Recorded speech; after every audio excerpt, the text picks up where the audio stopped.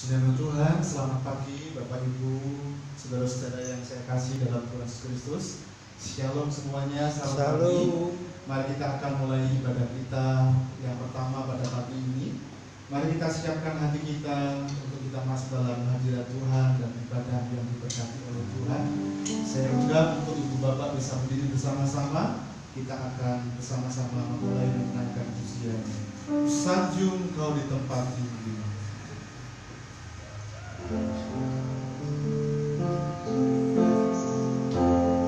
Sanjung kau di tempat tinggi, sebab Engkau iman bersamaku.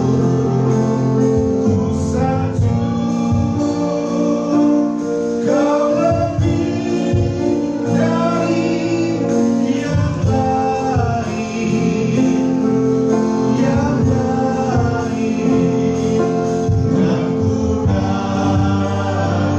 menyembahmu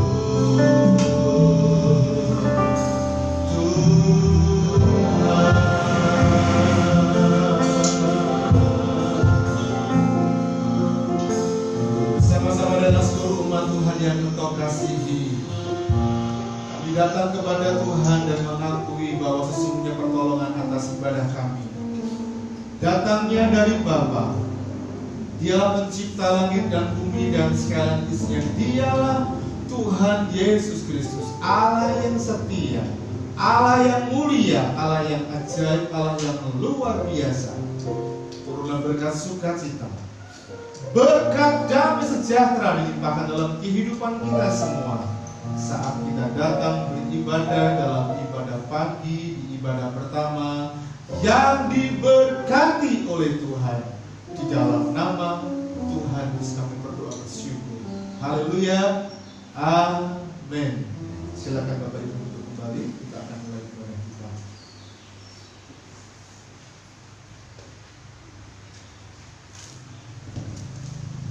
Mari kita siapkan hati kita.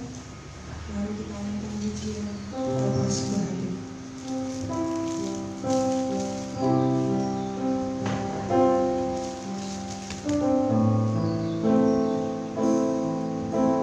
Betapa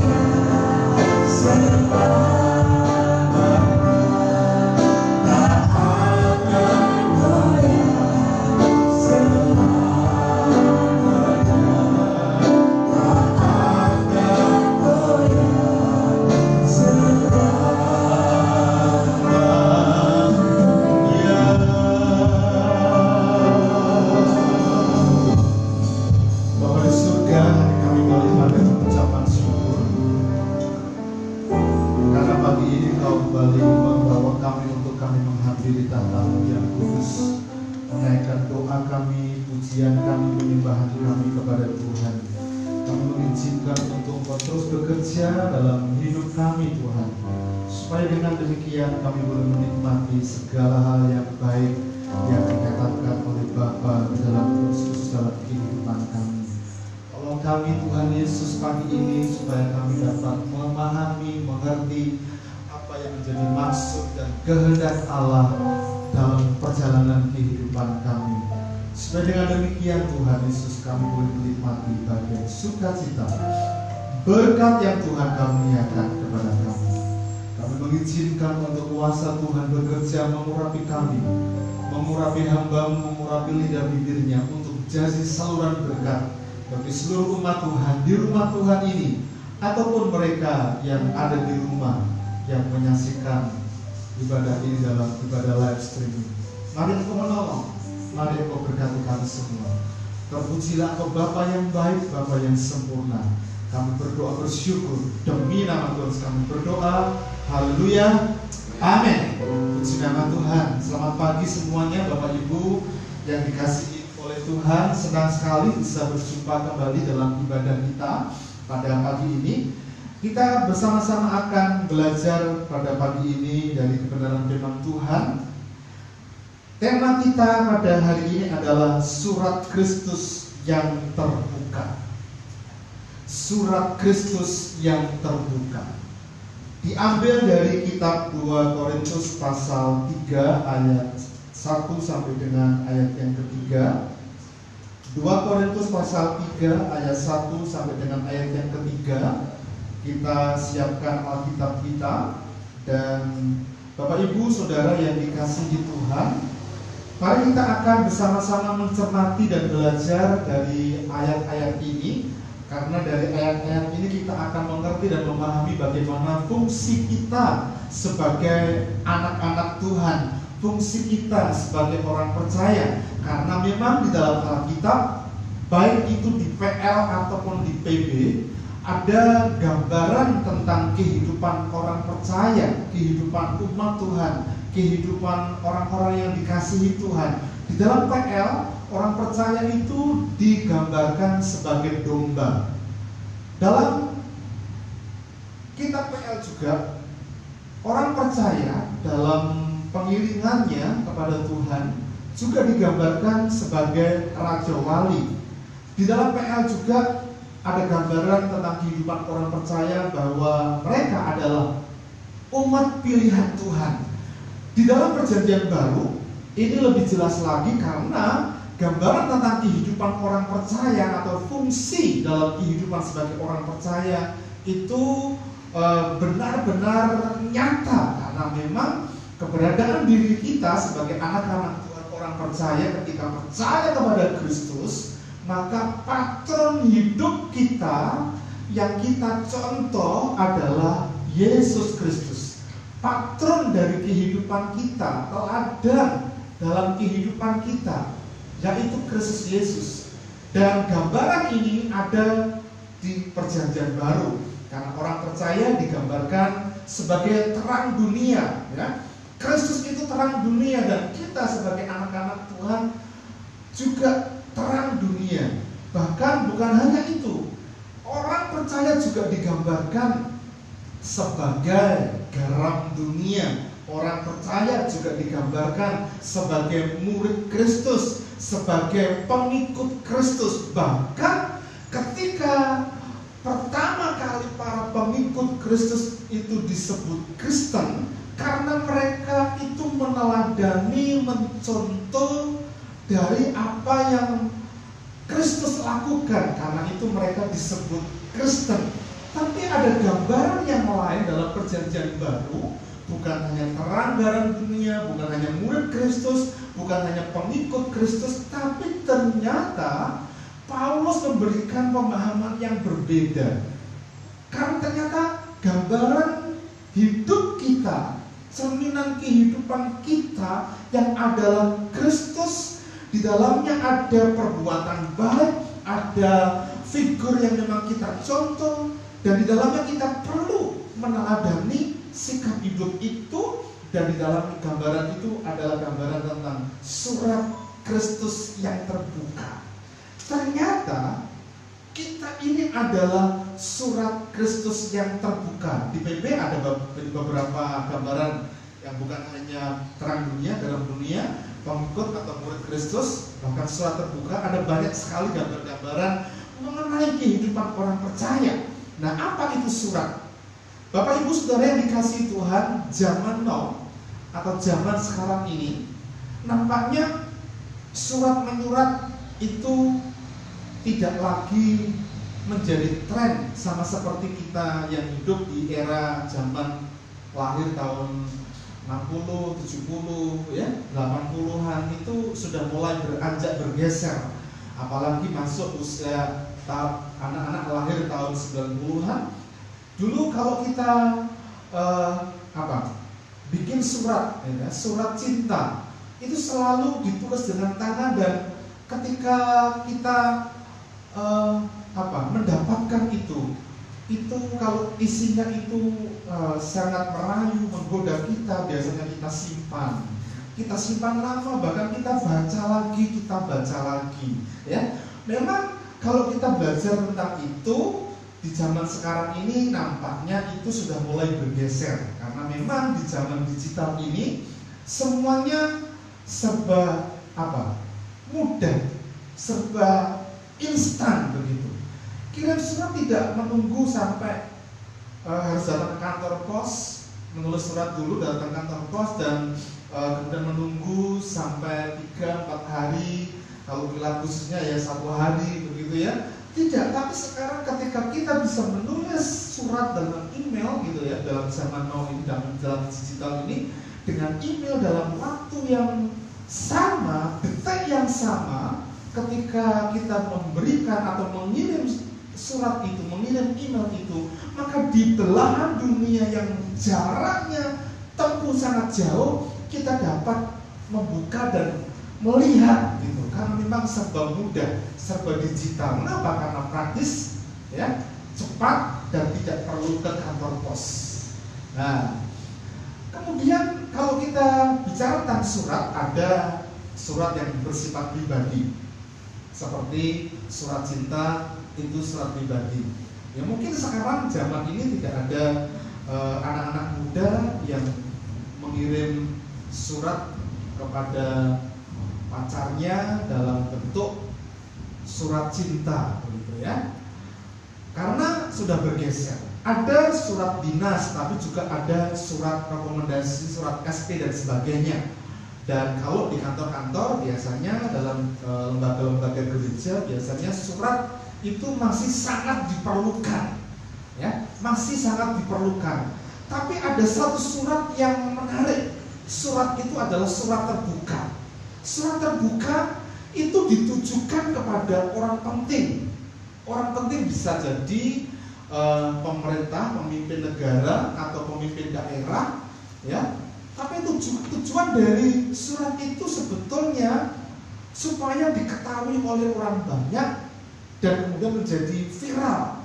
Dan kalau pemimpin yang dituju itu belum mendapatkannya dari surat yang viral tadi itu, surat terbuka tadi itu, maka orang ini yang dituju akan membacanya. Nah, biasanya tujuannya berbentuk kritik sosial, berbentuk kritik kepada pemerintah, atau bahkan kritik kepada oknum-oknum tertentu yang memang menjalani atau melakukan tugas dan tanggung jawabnya sebagai pemangku jabatan di masyarakat dan sebagainya. Nah, dari semua jenis surat itu, baik surat pribadi, surat dinas, SP, atau surat terbuka tadi, ada 3 hal dari esensi yang memang selalu ada dan tidak boleh tidak. Yang pertama adalah alamat dari penerima surat, pengirim surat, dan juga berita surat itu. Karena kalau pengirimnya tidak jelas, maka akan disebut surat kaleng, ya. Surat kaleng, padahal dalam peristiwa yang kita alami ada banyak tanda tangannya, itu pun dianggap sebagai surat karet, begitu ya. Dan pengirimnya jelas, maka esensi kesamaan dari jenis surat itu adalah alamat dari pengiriman surat, kemudian pengirimnya, dan berita tentang surat itu. Nah, Bapak Ibu Saudara yang dikasihi Tuhan, kalau bicara tentang surat terbuka yang adalah kita sebagai anak Tuhan, orang percaya, pertanyaannya adalah siapa yang dimaksud dengan surat yang terbuka itu? Tidak lain dan tidak bukan adalah kamu, kita, semua orang Kristen, semua orang percaya itu disebut dalam fungsinya sebagai surat yang terbuka. Semua orang percaya yang percaya kepada Kristus. Nah, mari kita akan baca dari kitab 2 Korintus pasal 3 ayat 1 sampai 3 ini. Demikian firman Tuhan. Adakah kami mulai lagi memujikan diri kami, atau perlukah kami seperti orang-orang lain menunjukkan surat pujian kepada kamu atau dari kamu? Ayat yang kedua, kamu adalah surat pujian kami yang tertulis dalam hati kami dan yang dikenal dan yang dapat dibaca oleh semua orang. Ayat yang ketiga, karena telah ternyata bahwa kamu adalah surat Kristus yang ditulis oleh pelayanan kami, ditulis bukan dengan tinta tetapi dengan Roh dari Allah yang hidup, bukan pada loloh batu, melainkan pada loh daging yang itu di dalam hati manusia. Bapak Ibu Saudara yang dikasihi Tuhan, kalau kita bicara tentang surat Korintus yang kedua, khususnya pasal yang ketiga ini, pada zaman itu, ketika Paulus menulis surat yang kedua ini, kota Korintus itu termasuk kota yang maju, ya, kota yang mengalami banyak kemajuan, yang memang ketika kalau kita membaca dari latar belakang kota Korintus ini, kemajuannya berkembang pesat dari semua sisi kehidupan, baik ekonomi, sosial, perdagangan, politik, bahkan rohani pun mengalami kemajuan yang pesat. Anda perhatikan di dalam kitab 1 Korintus, terutama mulai pasal 12, pasal 13 dan pasal 14, mereka itu jemaat Korintus itu memiliki karunia-karunia yang hebat, karunia-karunia yang luar biasa, sampai mereka itu betul-betul menggunakan karunia itu dengan baik, tapi salah, kata Paulus. Maka ada pasal 13, ya, semua karunia yang kita dapat tanpa kasih, ya, tidak akan ada artinya. Baru di pasal 14 ada bagaimana cara mengoperasikan karunia itu dari Tuhan di kehidupan jemaat, ya. Karena memang kemajuan itu tidak hanya dialami kota Korintus, tapi semua kehidupan, sisi kehidupan masyarakat, perdagangan, politik, termasuk rohani. Dan tapi yang menjadi persoalan, menjadi masalah, kemajuan ini juga yang mempengaruhi cara berpikir dan pemahaman mereka tentang keberadaan mereka sebagai orang Kristen. Karena ternyata ada orang-orang yang menyusup di tengah-tengah jemaat yang mengatakan, kami ini melayanimu, kami ini punya karunia, kami ini membuat satu pernyataan-pernyataan yang ketika kalau kita baca pasal 3 ayat 1 ini, sebetulnya Paulus sedang membela dirinya. Karena ada orang-orang yang mengolok-olok Paulus, ada orang-orang yang mengejek Paulus. Dan ini akibat dari apa? Akibat dari pengaruh kota Korintus yang mengalami kemajuan pesat. termasuk jemaat yang memiliki karunia dalam tanda petik yang memang salah mengoperasikannya. Sehingga kalau kita baca ayat 1, perhatikan baik-baik. Ayat 1 ngomong begini, adakah kami mulai lagi memuji diri kami? Atau perlukah kami seperti orang-orang lain menunjukkan surat pujian kepada kamu atau dari kamu? Dalam terjemahan firman Allah yang hidup berbeda, dikatakan begini, apakah kami mulai menjadi seperti guru-guru palsu yang tentunya bercerita tentang saudara sekalian mengenai diri mereka sendiri dan membawa surat pujian, dalam terjemahan yang lain surat rekomendasi yang panjang-panjang? Saya rasa kami tidak perlu memperhatikan kepada saudara surat memperlihatkan kepada saudara surat pujian dari siapapun, dan dari saudara pun kami tidak memerlukan pujian. Bagi Paulus, surat pujian atau surat rekomendasi itu tidaklah penting. Mengapa? Karena bagi Paulus ketika ada perubahan yang nyata dari kehidupan orang Korintus yang dilayaninya, itu merupakan surat pujian, surat rekomendasi yang memang tidak usah dibacakan panjang-panjang seperti guru-guru palsu dalam terjemahan firman Allah yang hidup tadi. Bapak Ibu Saudara yang dikasihi Tuhan, pertanyaannya adalah, surat pujian itu tidak diperlukan bagi Paulus. Ya, dalam terjemahan firman Allah yang hidup di ayat yang kedua mengatakan begini, surat pujian yang saya perlukan ialah saudara sendiri. Ya, saudara sendiri. Perhatikan yang saya catat di situ dengan saya kasih huruf bold dan italic. Setiap orang yang melihat perubahan yang baik dalam hati saudara, dalam hati jemaat Korintus, dalam hati, kalau kita ganti nama saya, nama Bapak Ibu Saudara, dalam hati Yeri gitu, akan mengetahui bahwa kami, Paulus, telah melakukan pekerjaan yang baik di antara saudara. Lalu pertanyaannya adalah, perubahan apakah? Yang pertama yang perlu kita cermati adalah perubahan hidup yang menyenangkan Tuhan. Karena kekristenan selalu berbicara tentang perubahan sikap hidup.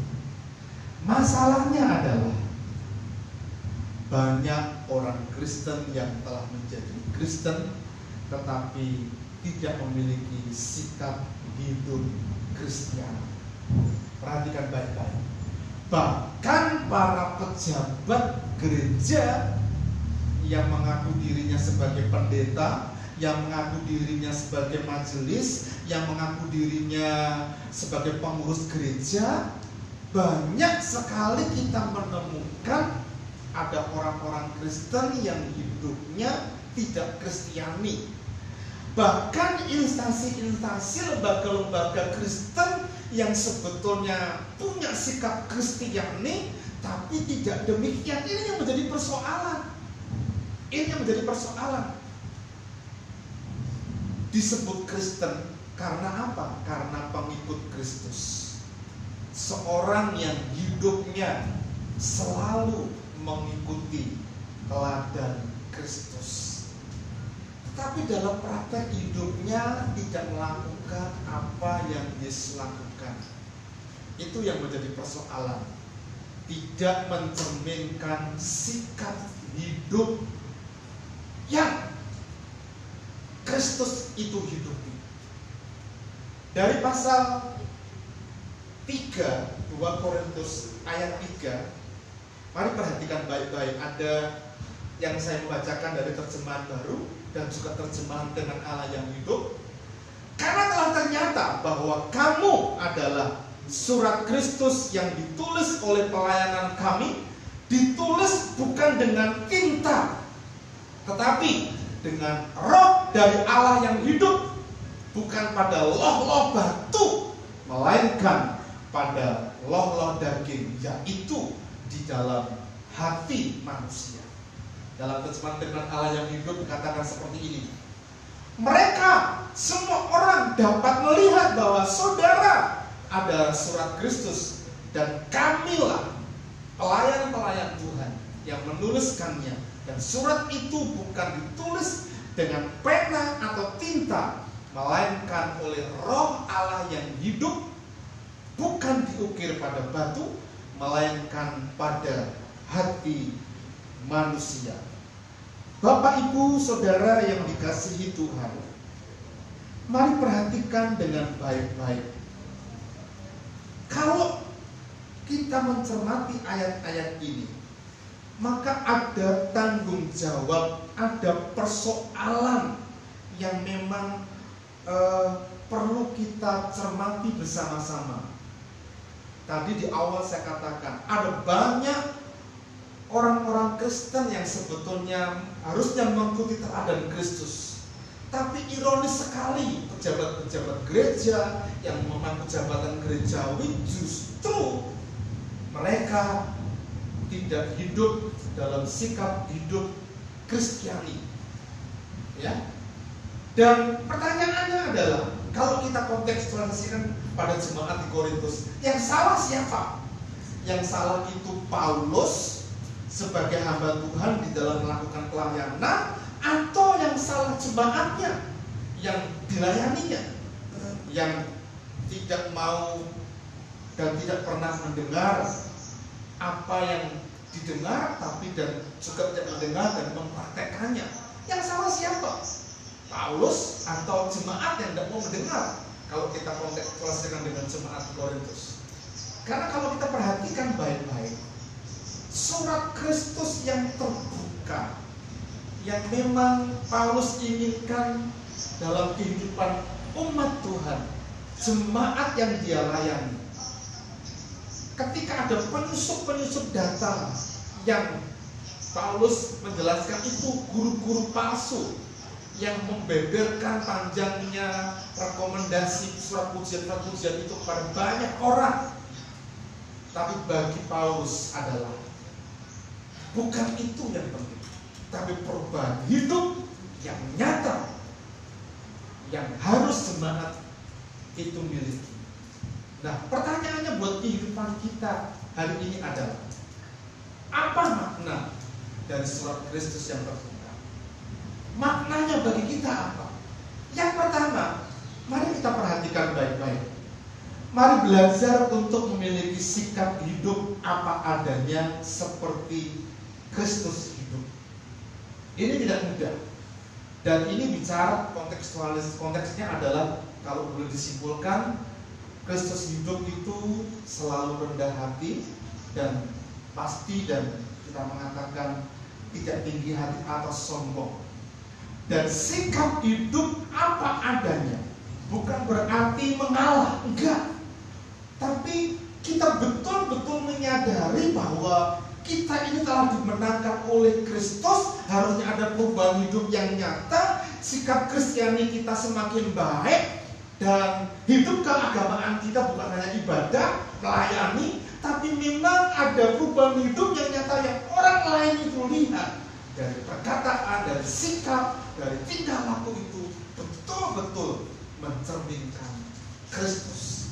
Dan ini memang tidak mudah, karena semakin tinggi kita diberkati oleh Tuhan, maka ada kalimat ojo dumeh kowe kuoso.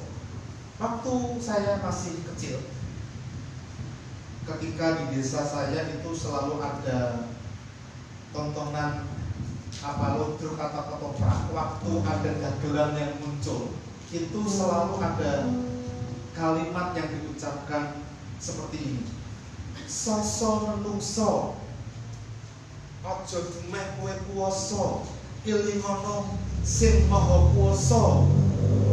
Dari kalimat ini coba saya terjemahkan. Soso menungso, maksudnya begini, maksudnya ada yang tidak tahu ya? Ada yang tahu nggak? Ada yang tidak tahu? Manusia, sadarlah, karena kalau sekalipun kamu berkuasa, masih ada yang lebih berkuasa lagi. Dan ojo dumeh kowe kuoso gitu katanya. Dan ini selalu diucapkan. Kalau boleh saya bilang begitu, ini sebetulnya akan mengingatkan kepada kita siapa diri kita. Karena semakin kita diberkati oleh Tuhan, semakin kita tinggi memiliki berkat, semakin bangga dan kita akan mengatakan aku hebat. Tapi persoalan ketika kita menjadi Kristen, semakin tinggi kita diangkat, harusnya sikap Kristus yang rendah hati itu nyata. Bahkan sikap hidup yang apa adanya seperti Kristus hidup itu, dalam ayatnya mungkin ini yang paling akan memberikan pemahaman dengan jelas. Perhatikan baik-baik. Matius pasal 5 ayat 20. Maka aku berkata kepadamu, jika hidup keagamaanmu tidak lebih benar daripada hidup keagamaan ahli-ahli Taurat dan orang-orang Farisi, sesungguhnya kamu tidak akan masuk ke dalam kerajaan sorga. Jika hidup keagamaanmu tidak lebih benar daripada hidup keagamaan ahli Taurat dan orang Farisi. Ini garis catatan pentingnya. Karena apa? Hidup keagamaan dari mereka ahli Taurat dan orang Farisi itu, saya boleh katakan hebat. Mereka taat beribadah, banyak hafal ayat-ayat firman Tuhan. Ada ayat hafal ayat lebih dari 10 ayat. Angkat tangan. Habis ini kita makan nasi padang. Ya, kalau ada. Tapi mereka hafal ayat-ayat firman Tuhan. Mereka melayani masyarakat, melayani umat. Mereka juga membayar persepuluhan dengan taat. Mereka berdoa di tempat-tempat umum. Ya, di tempat-tempat umum mereka berdoa, dan berdoanya itu keras-keras begitu. Keras banget. Tapi ternyata itu bagi Kristus tidak penting. Ibadah itu menolong kita untuk menjembatani kita memahami, mengerti. Tapi kalau kita terikat dalam ibadah yang agamawi, itu yang salah. Kalau kita hafal ayat-ayat firman Tuhan, tapi kita nggak melakukannya, maka itu semuanya gagal. Kalau kita tak bayar persepuluhan, kalau Anda baca dalam kitab Matius pasal 13, tapi kita juga meras janda dan fakir miskin di ayat itu, kita nggak akan pernah diterima doa-doa kita. Bahkan sekalipun kita itu rajin berdoa, buanter doa di tempat-tempat umum, di pasar, di pabrik, di depan rumah kita, itu nggak penting. Dan orang Farisi, ahli-ahli Taurat itu tahu persis. Bahkan saya pernah membaca satu buku, seorang anak orang Yahudi usia 12 tahun itu harus hafal Taurat Tuhan. Kalau tidak, maka kalau dia anak pertama, dia tidak akan mendapatkan milik pusaka, dia tidak mendapatkan hak anak sulung itu dari mereka. Tapi hidup seperti Kristus yang tidak hidup sebagai orang yang taat beragama, seperti ahli Taurat dan orang Farisi, itu yang dikehendaki Allah. Jadi surat Kristus yang terbuka maknanya adalah kita hidup apa adanya seperti Kristus hidup dan tidak sombong atau ojo dumeh. Ya. Hidup Kristus seperti itu apa? Kasih, belas kasihan, mau menerima siapa saja, dan bahkan orang berdosa sekalipun, itu diterima oleh Kristus. Perhatikan perempuan wanita yang kedapatan berbuat zina. Kalau Anda baca baik-baik, mengapa kok yang laki-laki gak dibawa?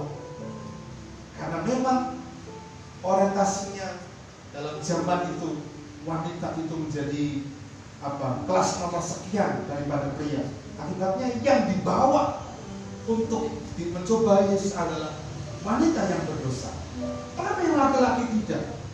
Dan dalam teks ayat ini mengatakan mereka akan melempari batu. Tapi pernyataan Yesus itu luar biasa. Barang siapa tidak pernah berbuat dosa, dialah yang melempar pertama. Kalau boleh saya tambahin, dengan batu yang besar. Dengan batu yang besar, bukan hanya kerikil. Kalau tidak pernah berbuat dosa. Ternyata Yesus pernyataan Yesus itu membuat mereka pergi satu persatu. Yang akibatnya kemudian wanita itu diterima, diampuni. Itu hidup seperti Kristus, menguasai diri, perkataan, sikap kita harus selalu pada koridor kebenaran yang memang Tuhan kehendaki dalam kehidupan kita. Yohanes 13 ayat 16, sebab aku telah memberikan suatu teladan kepada kamu, supaya kamu juga berbuat sama seperti yang telah kuperbuat kepadamu. Ini, kalau Kristus berbuat kebenaran, surat Kristus yang terbuka yang dapat dibaca oleh semua orang, supaya Kristus itu viral, supaya sikap hidup Kristus itu viral dalam kehidupan sekarang ini, kita harus berbuat sama seperti yang Kristus buat dalam kehidupan kita. Dan ini standar yang tidak mudah, tapi perlu kita perjuangkan. Dengan kasih karunia yang datang dari Tuhan, kita akan mampu untuk kita mengerjakan dan menjadi pelaku kebenaran. Makna yang kedua dari surat Kristus yang terbuka, mari belajar untuk tidak menjadi batu sandungan. Belajar bagaimana? Berusaha dengan sekuat tenaga, dengan keras, supaya kita tidak menjadi batu sandungan. Ayatnya Bapak Ibu nanti baca di dalam kitab 1 Korintus pasal 8 ayat 1 sampai 13, tapi saya akan baca mulai dari ayat 8 saja. Makanan tidak membawa kita lebih dekat kepada Allah. Kita tidak rugi apa-apa kalau tidak kita makan, dan kita tidak untuk apa-apa kalau kita makan. Tetapi jagalah supaya kebebasanmu ini jangan menjadi batu sandungan bagi mereka yang lemah. Karena apabila orang melihat engkau mempunyai pengetahuan sedang duduk makan di dalam kuil berhala, bukankah orang yang lemah hati nuraninya itu dikuatkan untuk makan daging persembahan berhala? Ayat yang ke-11, dengan jalan demikian orang yang lemah, yaitu saudaramu, yang untuknya Kristus juga telah mati, menjadi binasa karena pengetahuanmu, karena kehebatanmu, kalau boleh bilang, karena jabatanmu. Ayat yang ke-12, jika engkau secara demikian berdosa terhadap saudara-saudara dan melukai hati nurani mereka yang lemah, engkau pada hakikatnya berdosa terhadap Kristus. Bapak Ibu Saudara yang dikasihi Tuhan, ayat ini mengajar kepada kita di kehidupan kita ada satu etika yang memang perlu kita ikuti. Kalau kita menjadi Kristen, menjadi orang percaya, ada hal-hal yang tidak boleh kita terobos. Misalnya makan makanan persembahan yang sudah dipersembahkan kepada berhala, itu nggak boleh, ya. Tapi kalau kita ketahuan makan, dan kita akan menjadi batu sandungan bagi mereka yang lemah. Loh, nah kok kamu boleh, padahal kamu terlayang, padahal kamu hebat. Nah, ada banyak sekali sebetulnya contoh-contoh seperti itu. Ada banyak sekali, apalagi zaman sekarang ini. Mungkin bagi sebagian orang, pendeta ketika masuk warnet mungkin rada tabu, ya. Tapi kalau pendeta masuk warnet untuk cari informasi atau email dan sebagainya, sekarang ini kan internet sudah masuk rumah. Tapi zaman sebelum-sebelumnya nggak secanggih sekarang. Pendeta hamba Tuhan kalau masuk ke warnet, apalagi warnet di malam hari, akan jadi tabu, dan kalau dilihat oleh sebelahnya nggak pantas. Tapi kalau pendeta ke pasar itu pantas lah. Gak apa-apa gitu ya. Saya juga sering ke pasar, pantas gitu. Tapi ada perbuatan-perbuatan yang gak pantas dan sering kali bagi mereka yang lemah hati nuraninya itu menjadi bagusan. Termasuk perkataan kita. Apa yang kita tulis itu, status kita. Status itu cerminan kita sebetulnya. Kalau kita menulis status dan kita sedang tuju seseorang, bisa jadi orang kita sambung oleh karena apa lagi kalau yang menulis itu pengurus gereja, kalau yang menulis itu pejabat gereja dan sebagainya, anak Tuhan. Karena itu mari kita berusaha dengan keras supaya kita tidak menjadi bagusan Tuhan. Apa yang kita makan, apa yang kita ucapkan, apa yang kita lakukan harus selalu mencerminkan sikap Kristiani. Ayat 13, karena itu apabila makanan menjadi bagusan Tuhan bagi saudaramu, aku untuk selama-lamanya tidak akan mau makan daging itu, atau aku selama-lamanya tidak akan melakukan itu, kata Paulus, supaya aku jangan menjadi batu sandungan bagi mereka. Makanan itu apa yang kita pakai secara lahiriah, perkataan itu apa yang seharusnya membangun dan bukan yang menjatuhkan. Pengetahuan, ya, bukan untuk membohongi, membodohi orang, tapi untuk membangun. Karena tanpa pengetahuan kita juga akan berjalan nabrak-nabrak, apalagi sikap itu bicara tentang karakter. Yang terakhir, makna yang ketiga dari surat Kristus yang terbuka adalah mari kita bersama-sama memiliki sikap hidup yang selalu menceritakan cinta kasih Yesus Kristus dalam kehidupan kita. Ayatnya sekelas kita akan baca, aku memberikan perintah baru kepada kamu, yaitu supaya kamu saling mengasihi, sama seperti aku telah mengasihi kamu. Demikian pula kamu harus saling mengasihi. Bapak Ibu Saudara yang dikasihi Tuhan, surat Kristus yang terbuka dari makna yang ketiga itu adalah menceritakan sikap hidup kita, itu menceritakan kasih dan cinta Yesus. Kita itu telah mendapatkan cinta, mendapatkan kasih dari Yesus. Harusnya kita juga melakukan hal yang sama seperti Yesus yang melakukan. Dan Yesus melakukannya, Paulus mengatakan di awal tadi, bukan surat yang ditulis dengan tinta, tapi dengan roh dalam hati kamu. Hati itu selalu cerminan. Kalau hatinya pahit, maka yang keluar itu pahit. Kalau hatinya kecewa, maka yang keluar itu kekecewaan. Tapi kalau hatinya manis, di mana ada surat Kristus yang memang roh Allah itu telah goreskan dalam guratan-guratan roh yang memang kasih Kristus itu nyata, maka sebetulnya yang muncul adalah kasih. Loh Pak ya, kalau kasih, kalau ada orang yang sengaja jahat kepada kita, saya teringat kepada anak saya Nathan waktu masih kecil.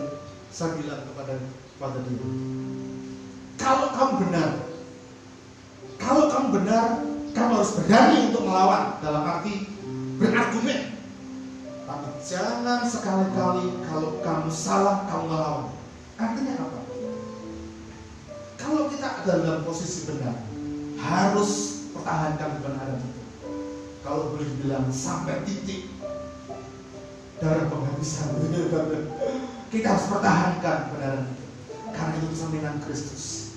Dari 3,5 tahun Kristus melayani, sejak dia tampil melayani sampai dia mati di atas kayu salib, tidak ada satu benih dosa yang Yesus lakukan. Yesus marah dibayar karena dosa Pak ya? Enggak. Yesus marah karena memang ada maksud. Marah itu enggak berdosa, boleh. Tapi kalau pemarah itu yang enggak boleh. Marah di tempat yang tepat, kepada siapa yang tepat, dengan intensitas yang tepat. itu marah. Maka Yesus melakukan itu di tempat yang tepat dengan intensitas yang tepat. Kemarahan Yesus itu luar biasa loh. Dijungkir balikkan paling Allah yang berjualan tadi itu, orang jualan. Karena memang bait Allah pada waktu itu juga dibisniskan karena pada waktu tertentu Israel umat Tuhan itu akan membawa korban persembahannya. Jadi pada kamu dari daerahmu bawa, kamu beli di sini, dan itu dibisniskan. Dan Yesus sangat marah sekali. Bapak Ibu Saudara yang dikasihi Tuhan, mari kita berusaha dengan keras untuk apa? Memiliki sikap hidup yang betul-betul mencerminkan cinta kasih Kristus. Amin. Mari kita datang kepada Tuhan. Yesus, kau kebenaran. Kalau ku hidup bagimu, hatiku tetap menyembahmu. Dunia tak bisa menjauhkanku dari kasih-Mu.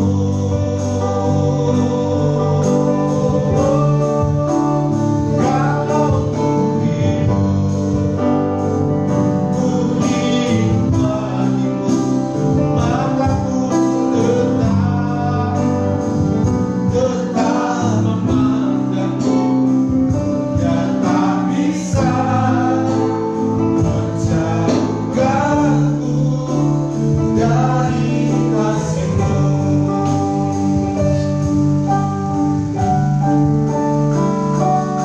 Yesus, kau kebenaran yang menyelamatkanku. Kan ku hidup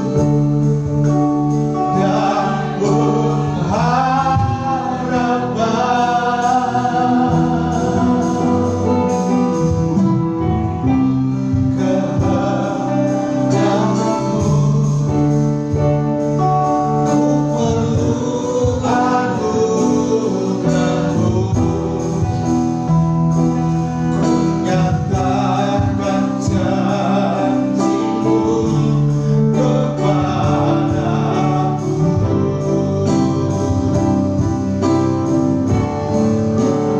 Kalau ku hidup bagimu, hatiku tetap menyembahmu. Dunia tak bisa menjauhkanku dari kasih-Mu. Selama ku hidup bagimu, maka ku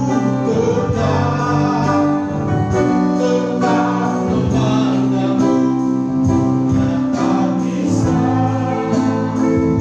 menjauhkanku dari kasih-Mu. Sehingga Bapak bisa berdiri bersama-sama sementara musik mengalun dengan lembut. Izinkan saya mengajak untuk kita bersama teduh sejenak. Dan mulailah engkau meresapi apa yang menjadi maksud dan kehendak Allah. Bertanyalah di hati kita. Sampai sekarang kita mengiring Tuhan menjadi Kristen. Ada yang 5 tahun, 10 tahun, bahkan lebih dari itu. Disebut Kristen karena kita menjadi pengikut Kristus yang memang meneladani sikap hidup Kristus. Tapi hari ini, kalau kita mau jujur dengan keberadaan diri anak-anak Tuhan, keberadaan diri orang percaya, mereka disebut Kristen tetapi sikap hidup tidak Kristiani. Bahkan yang ironis adalah pejabat-pejabat gereja. Hari ini mari kita belajar menjadi surat Kristus yang terbuka. sikap hidup yang apa adanya seperti Kristus miliki, dan berusahalah untuk dengan keras untuk tidak menjadi batu sandungan, dan ceritakan kasih Kristus, cinta Kristus dalam pengalaman hidup kita. Bertanyalah di hati kita hari ini, resapi dengan baik, sudahkah aku menjadi surat Kristus di rumah? Sudahkah aku menjadi surat Kristus di tengah-tengah masyarakat, di komunitasku, di tempat bisnis aku mengembangkan bisnisku, di tempat pekerjaan, bahkan studi? Sudahkah aku menjadi surat Kristus yang dibaca? Dan ketika goresan Kristus, cinta Kristus itu digoreskan di hati kita, sudahkah kasih itu menyentuh mereka yang membaca? Sudahkah kasih Kristus itu menyentuh mereka yang melihat dan memuliakan Bapa kita di surga? Mari kita bersama-sama punya komitmen yang sama untuk menghidupi kebenaran itu. Kalau ku hidup bagimu, hatiku tetap menyembahmu. Dunia tak bisa menjauhkanku dari kasih-Mu.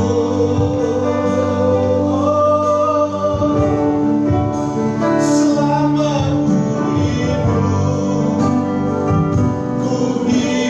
bagimu, mataku tetap memandangmu. Dunia tak bisa menjauhkanku dari kasih-Mu. Dunia tak bisa, dunia tak bisa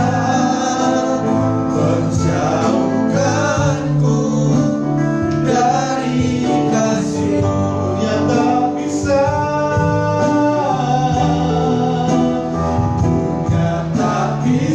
menjauhkanku dari kasih-Mu. Bapa di surga, berkati firman-Mu buat kami. Kami ingin dengar sampai mendengar, Tuhan. Kami ingin dengar supaya Engkau goreskan apa yang Tuhan pernah lakukan di hati kami, Tuhan, sehingga tulisan-tulisan Kristus yang ditulis oleh pelayan-pelayan Tuhan, yang ditulis oleh banyak orang, di hati kami akan muncul surat yang dapat menyenangkan Engkau lewat perkataan kami, lewat apa yang kami ucapkan, lewat apa yang kami lakukan. Seluruhnya orientasi kami selalu menyenangkan Tuhan. Berkat melimpah atas kehidupan kami, berkati seluruh umat Tuhan, jemaat televisi yang Engkau kasih di rumah ibadah ini, ataupun mereka yang mengikuti ibadah ini dalam ibadah live streaming di rumah mereka masing-masing. Bapak, memberkati kami semua. Bapak Ibu jemaat yang dikasihi Tuhan, mari angkatlah kedua belah tanganmu, pandanglah Kristus yang adalah sumber berkat itu, dan terimalah berkat Allah.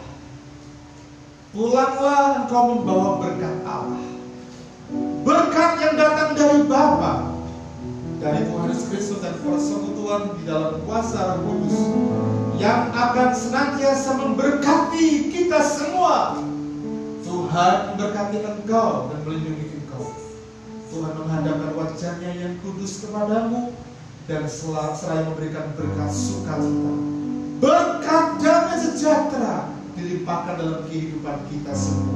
Engkau akan menjadi kepala dan bukan ekor, dan hidupmu akan terus diberkati oleh Tuhan, sehingga engkau melihat anak-anak dari anak-anak cucumu diberkati oleh Tuhan. Bahkan seperti pohon yang ditanam tepi air akan menghasilkan buah, Demikianlah hidupmu diberkati oleh Tuhan. Dari sejak pagi ini, besok bahkan sampai kepada Maranatha, Tuhan datang kedua kali menjemput kita semua. Dalam nama Tuhan kami berdoa bersyukur. Haleluya. Amin. Tuhan berkati kita semua. Silakan duduk Bapak yang dikasihi Tuhan. Saya serahkan kepada